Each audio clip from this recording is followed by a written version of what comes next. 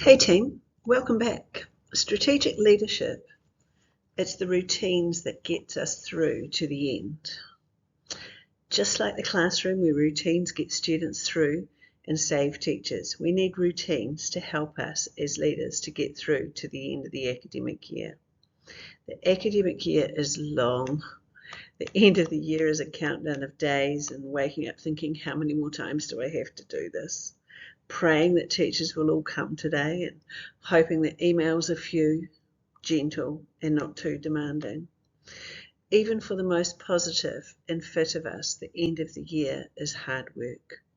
Just like students, our teams can start to flex, to push the limits. Punctuality wanes, absences increase, and people start to question why. It is hard, simply hard for everyone. So how do we survive or even excel at this? It's about being strategic, just as strategic as you are when you begin the new year. It is about your routines, your clear expectations, and communicating more than ever.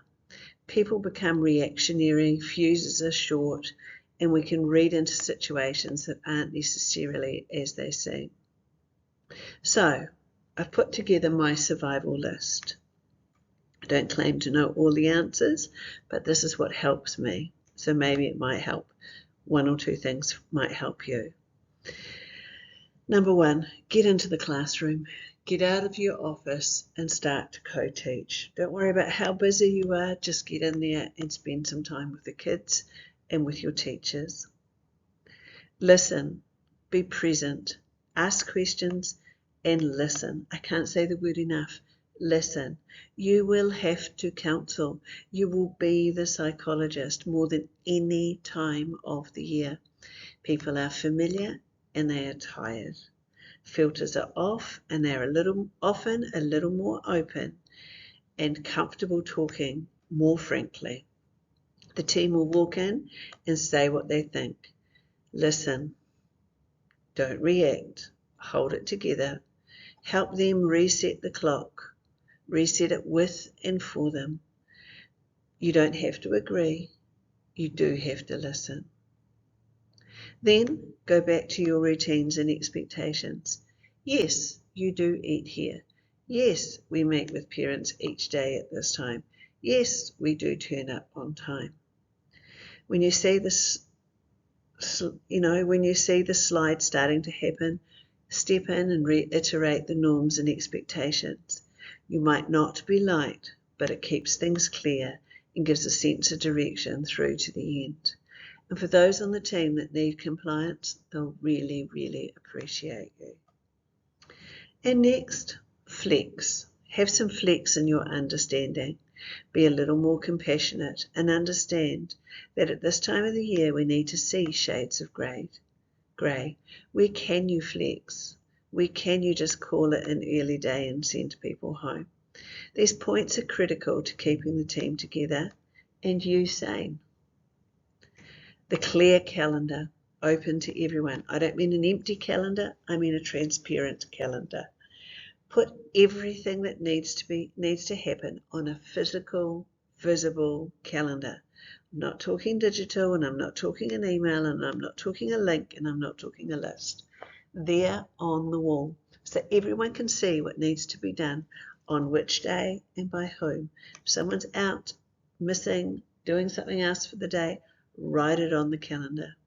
If there are changes, make them here. No secrets, keep it as current and transparent as possible. People want control. Like every child in the class, they want to know the escape plan.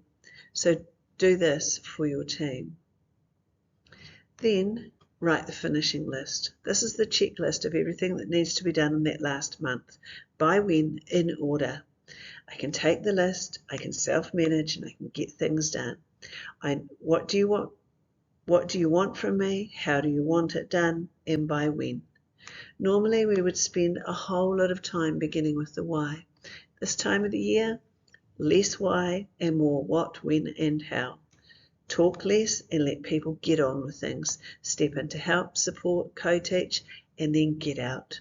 Leave your feedback and your suggestions for the new academic year.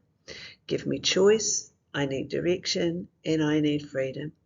I need the ability to choose and do what I have to do to get through. Just another version of Flex. The end of year countdown. Do it. Be explicit. Count the days to the end. Count down to the last day. Put it on the notice board and in your Monday message. Be open about it. Don't hide it. 25 more sleeps, 4 more Mondays. Do it. Your team will appreciate the humanness of this. It acknowledges the challenge of this time and the value you place on vacations and breaks too. Next, celebrate. Say thank you a lot more than you normally would.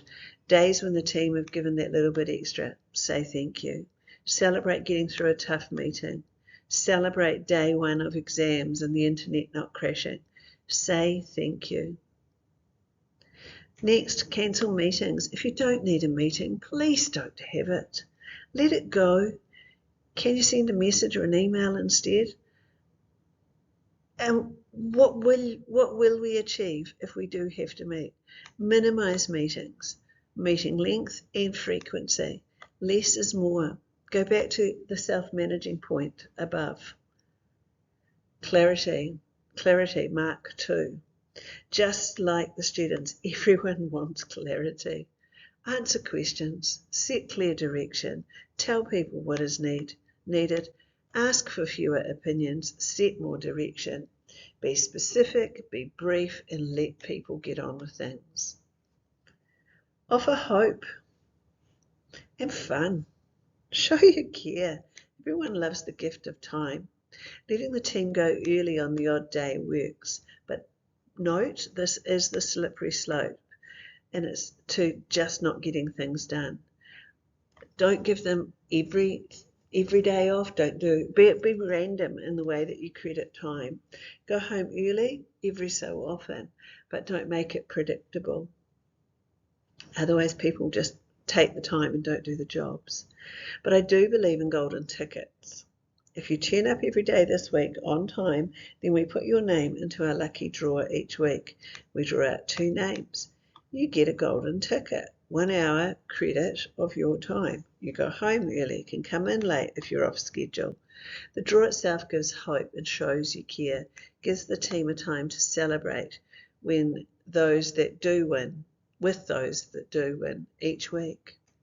Finally, mix it up a little. Routines work.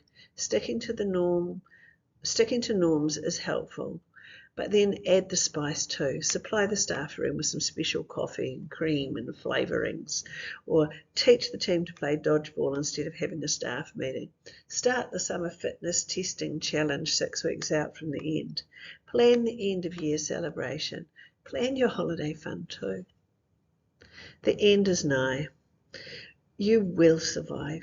You can get across the line with the team intact. I can only offer you my understanding and suggest that you try some of these things. Like I said to start, no promises, but perhaps some of this might help. Get strategic and good luck.